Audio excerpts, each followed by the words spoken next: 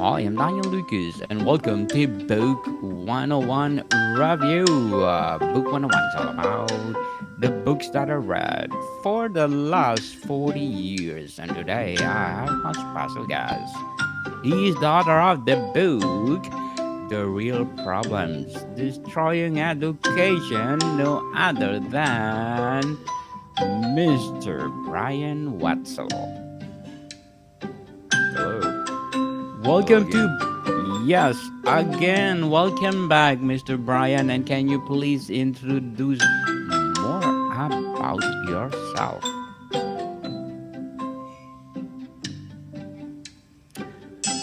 Well, I'm a father of I have two kids of my own and two stepchildren. I'm married to a wonderful woman who's my soulmate in life, and basically spent most of my career in media production. But I've also been an entrepreneur. I own a gym. I used to own a restaurant, um, and so I'm just somebody who's probably a workaholic, but I love doing new things, learning new things, and I still love to challenge myself. I think it's important. Mr. Brian Wetzel, thank you so much for sharing your empowering books to the world. What are the primary issues identified in the book as damaging modern education? Well, there's quite a few. It's a bucket full.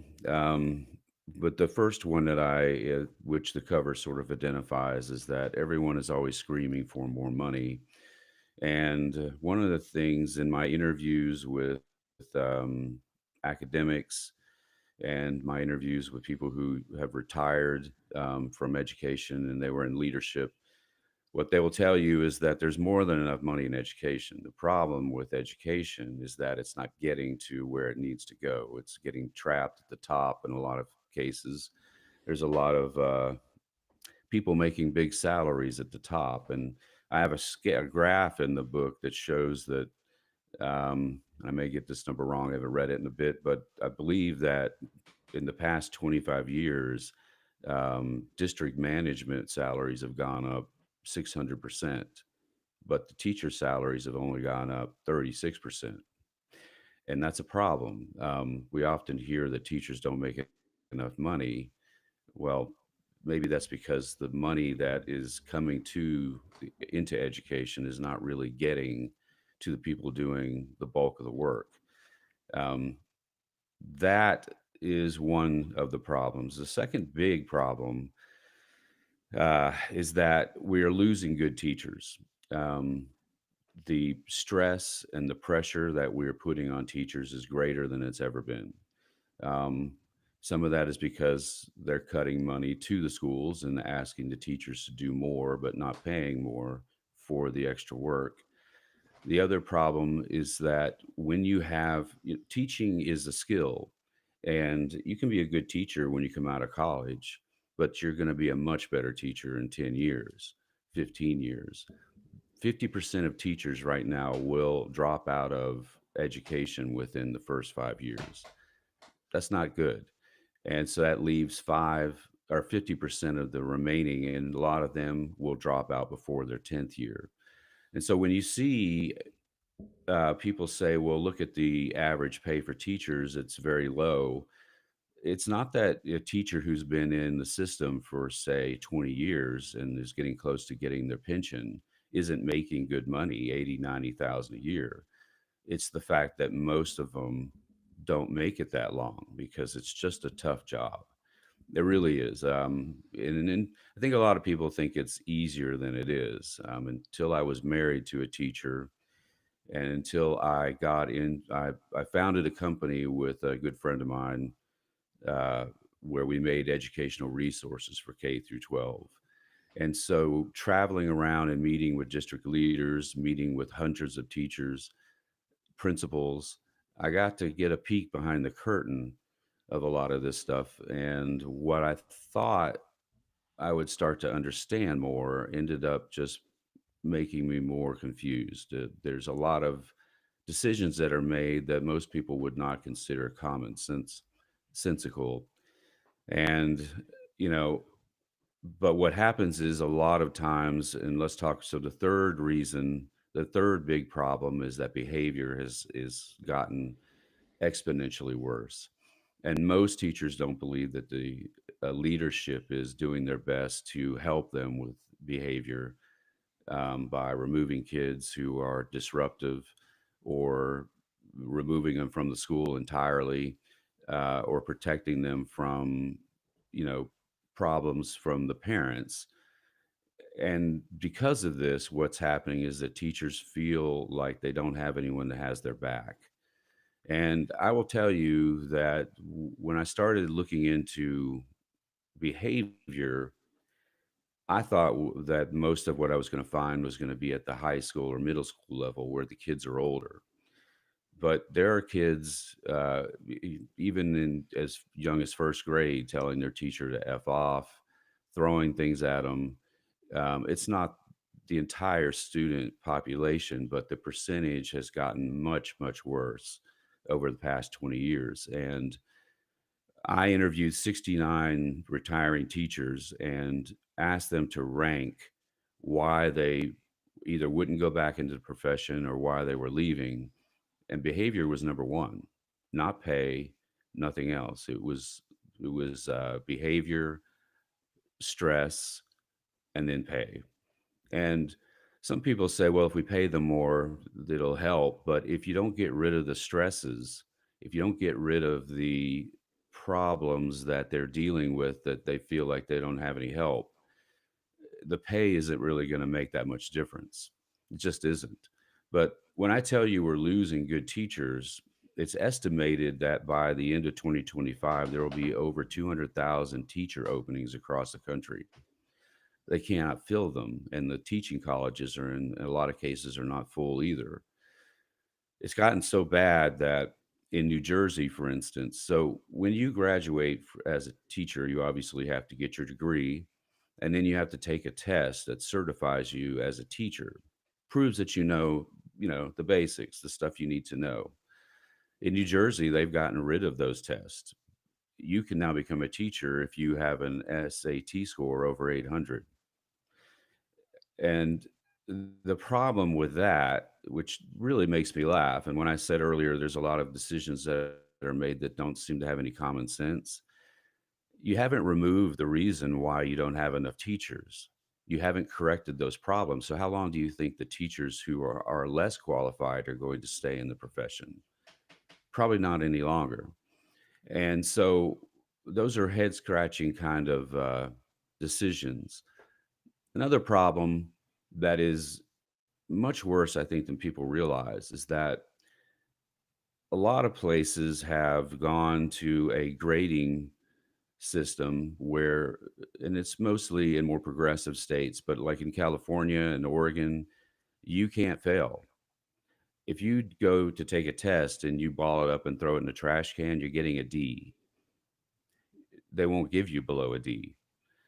Um, and so how are you going to put out students that are educated well enough to get into college or move on to a good job if we don't they're not doing the work? And I think there's a perception among some people that, well, the kids will step up, but I mean, I don't know what you were like when you were in school. If I could get out of doing homework, I would do it, because at that age, you're not really focused on what your career is going to be and how it's going to affect you down the road. How are you going to judge these kids getting into college besides an ACT test or an SAT? Um, but in a lot of places like California, Chicago, Baltimore schools, they're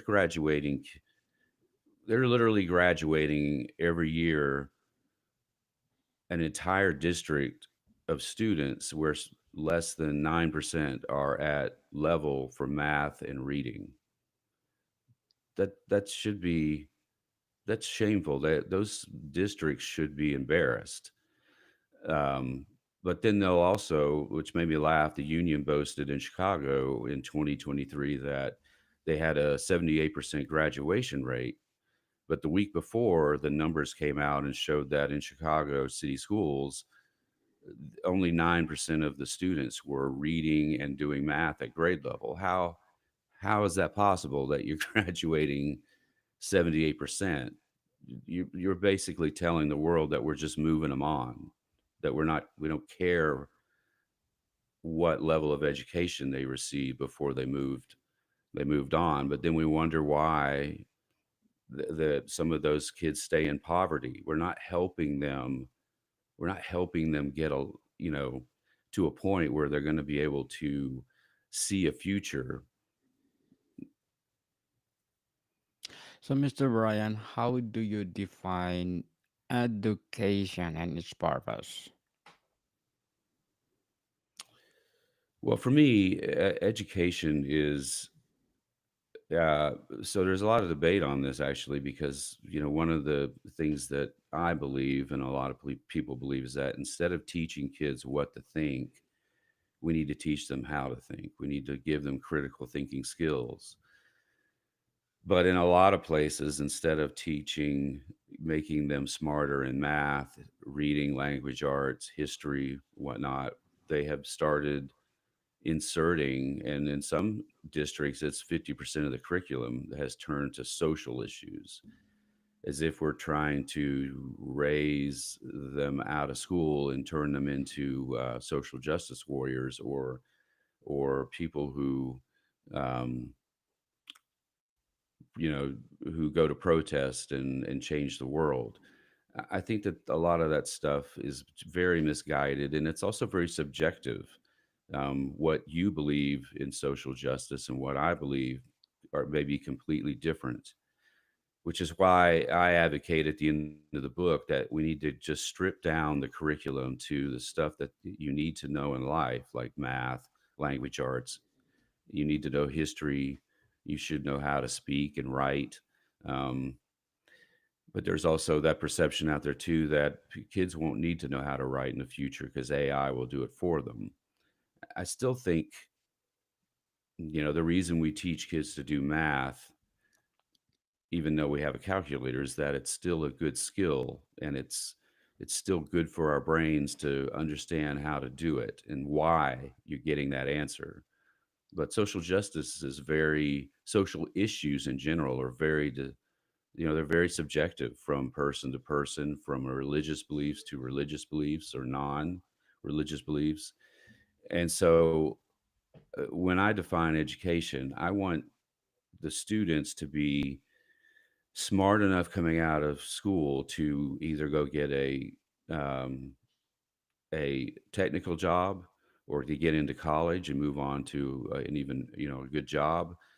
They just need to be able to get out of school and support themselves, and not have to rely on you know welfare or whatever else. I also think you need to come out of school smarter than you went in.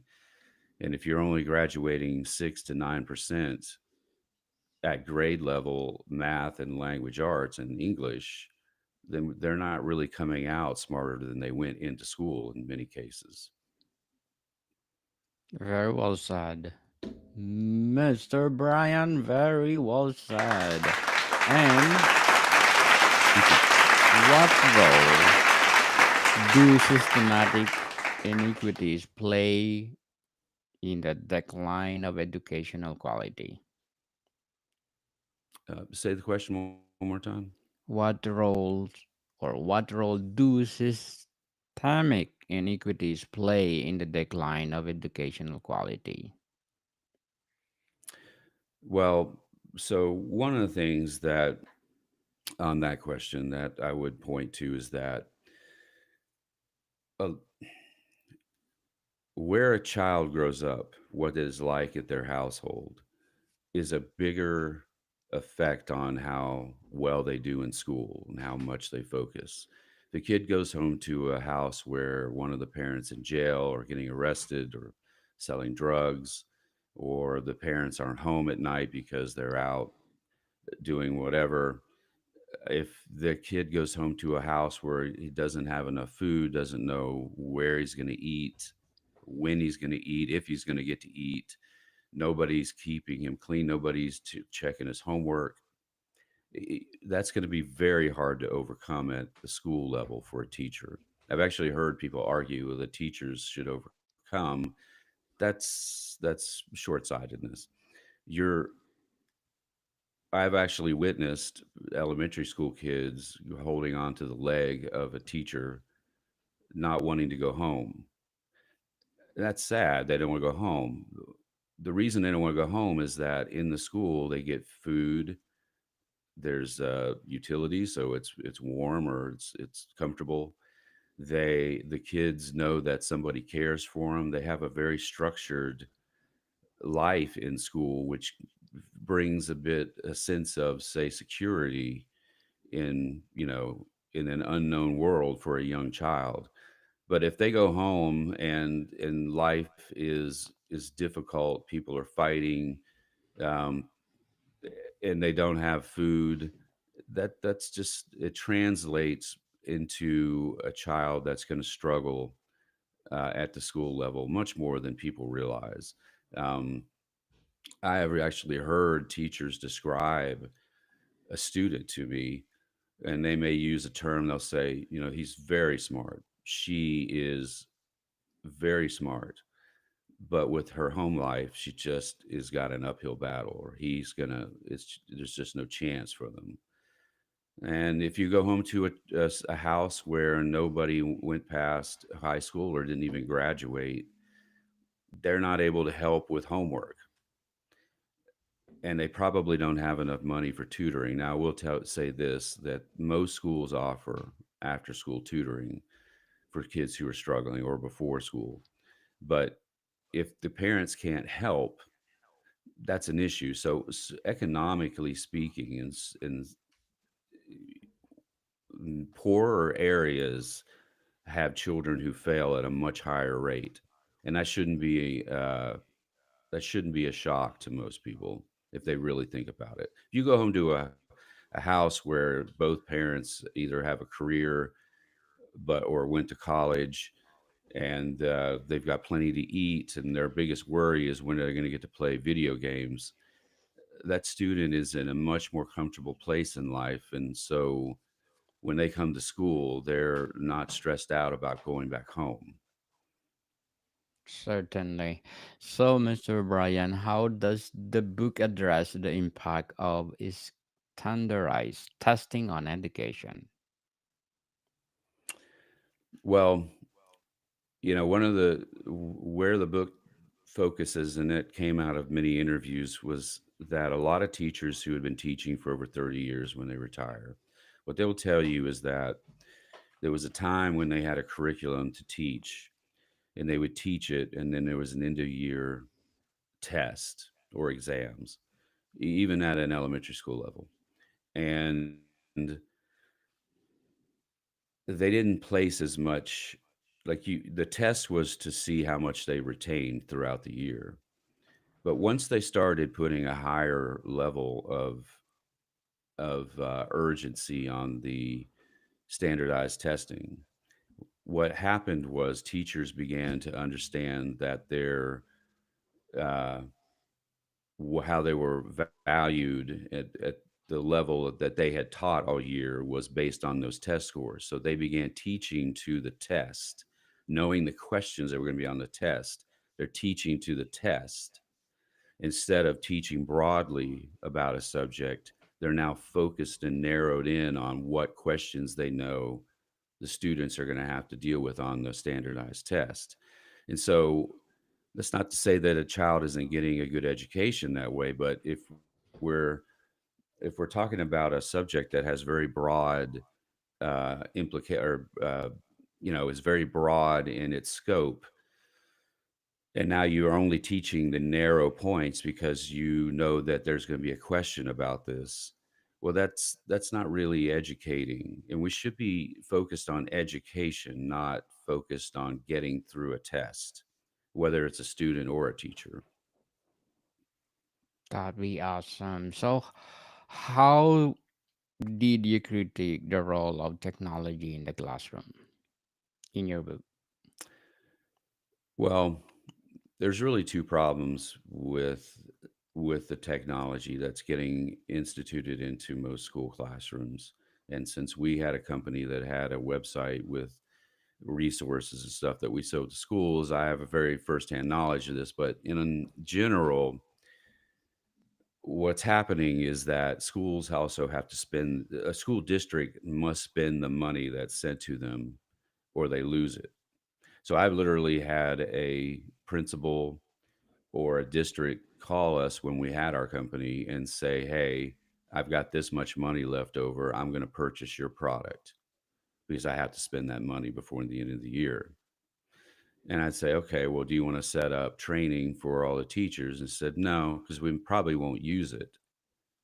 We just have to spend the money." And I don't fully understand that, but what you're essentially doing is buying technology that you're not going to introduce and be used. So we're wasting tax dollars in that respect. The other thing is that so much technology is thrown at the teachers, and it's not standard across schools or across districts. So much of it is thrown at them that a lot of times they have tuned out at this point. Um, and that's not necessarily a knock on the teachers, but what happens a lot of times, and I have several examples of this, it would take too long to go into, but just hitting the bullet points is that the you just talked about standardized testing. Well, teachers are being told what they have to get through in curriculum, um, and in a lot of times the technology that's brought in, because every school across the country has their own curriculum and their own timeline for when they're teaching things, the technology may not line up with that. And so when the teachers are trying to use it and they can't find what they need, they just stop using it.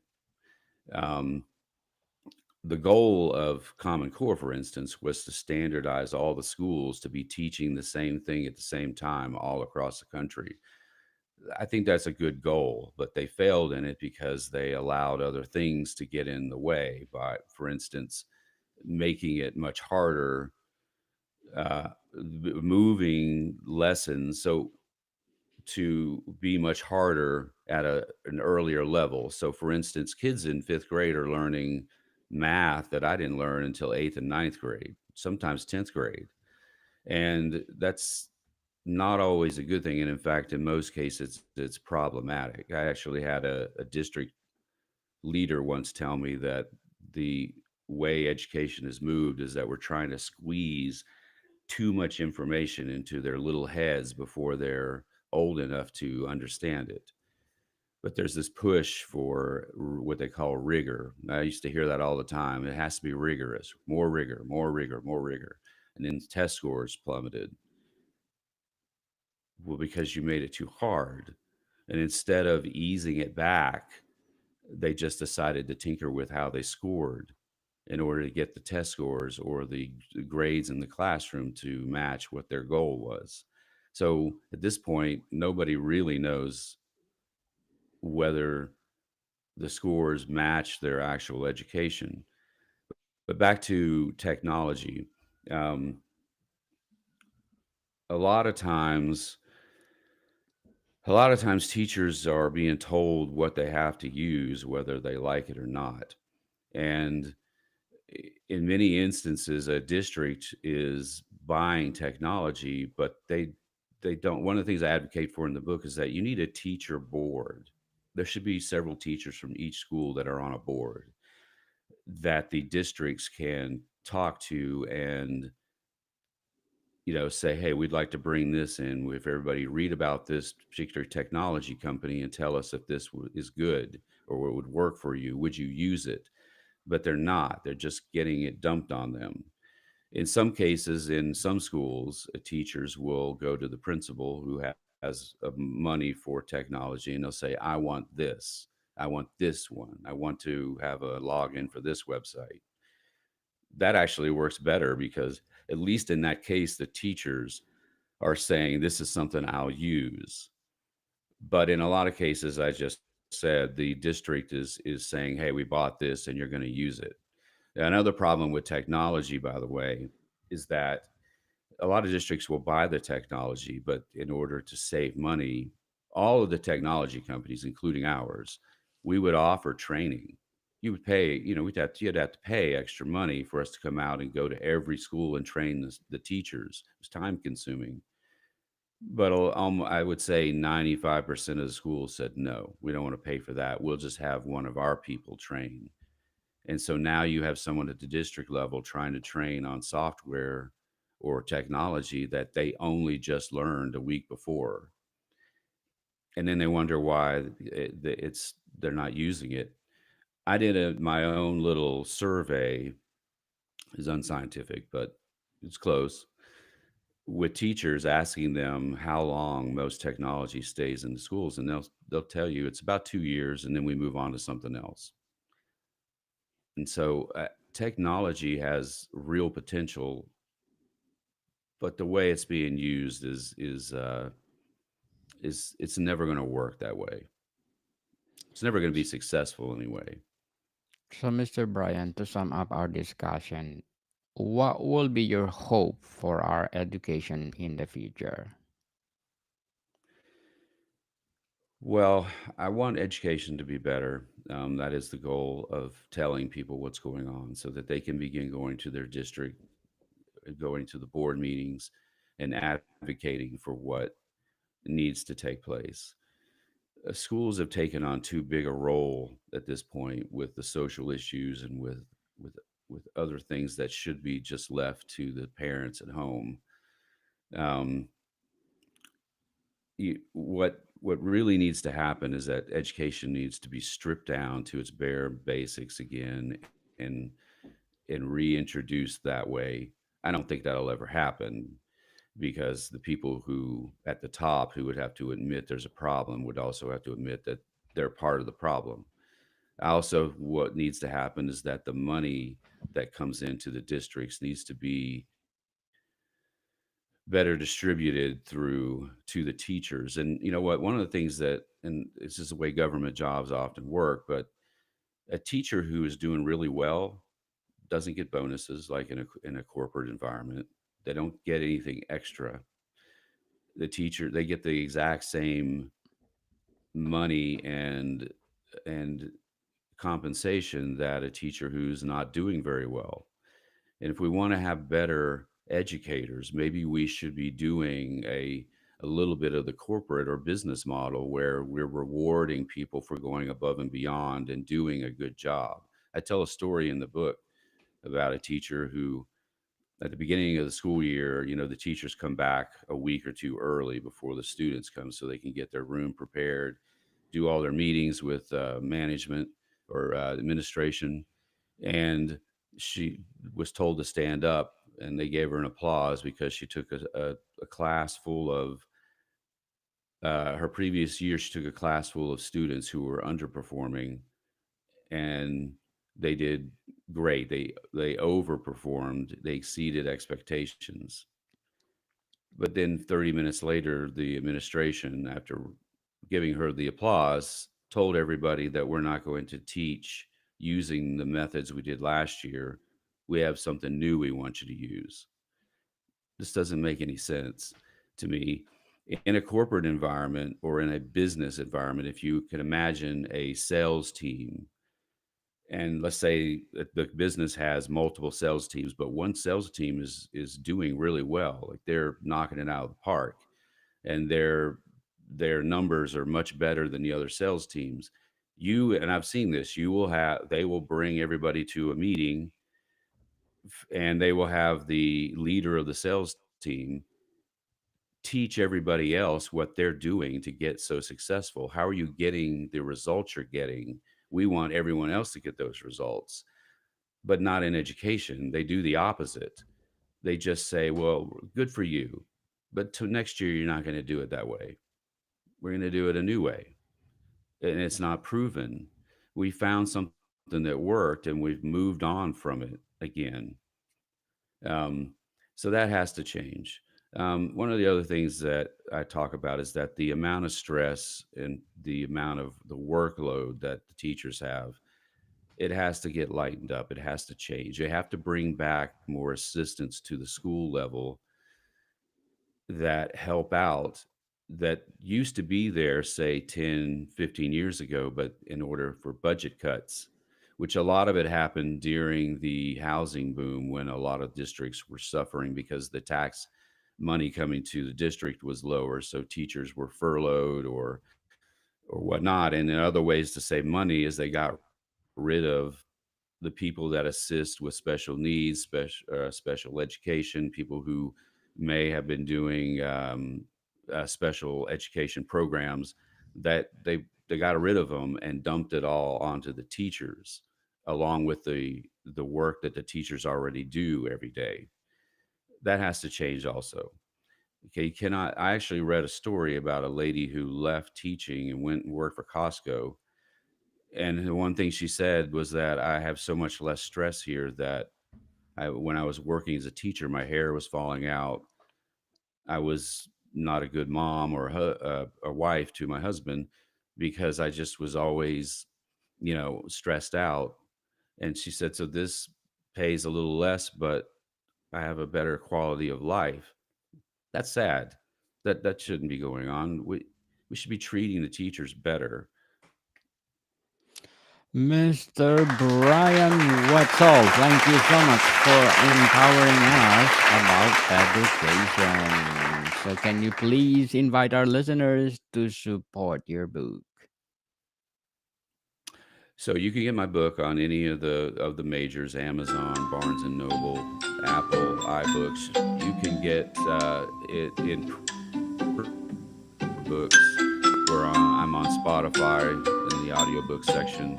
Um, you can get a print version through Amazon or Barnes and Noble.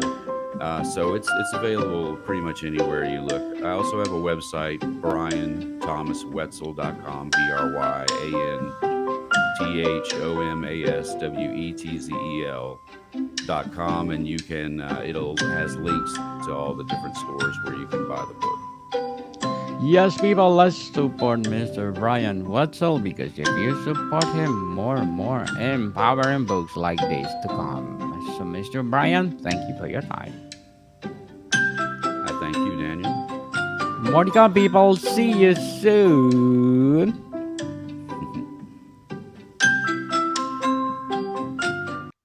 That will be the complete intro.